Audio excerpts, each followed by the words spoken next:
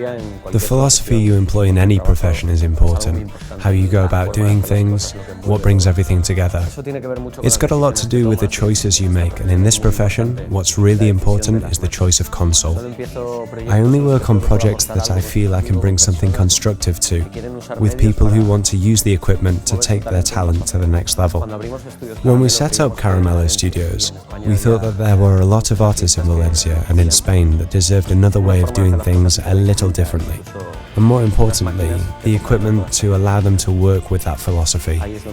That's where my relationship with Neve started. For me, having a console like the Genesis means distinction.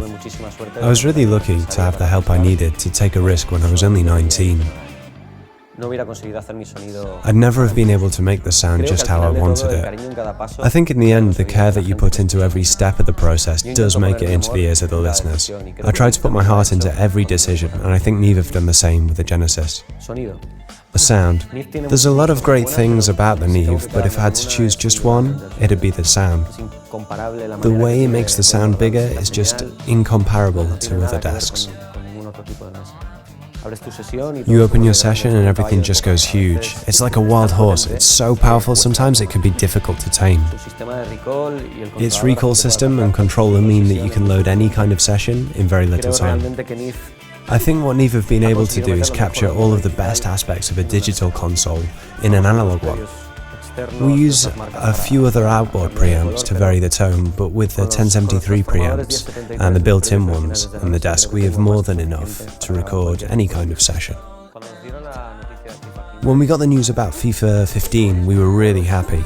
Polock's new album, Rising Up, took nearly 4 months of solid work here in Caramelo Studios. It's a project that I recorded and mixed on from day one, and I'm really proud that so many people can listen to it in so many corners of the world. Everlasting by Polock, and the whole album was recorded and mixed on the Genesis. We used quite a lot of analog outboard gear as well as the EQs and compressors on the desk. We had a Neve 33609 for the stereo buses, drums, vocals, and even a master insert. An 8803 for more refined and elaborate EQs. A Universal Audio 1176 and an LA2A for bass drums, snares and vocals. A Manly Massive Passive for synths, mainly to bring out the valve sound. A GML 8200 for vocals, as well as API, Avalon and Universal Audio EQs and compressors.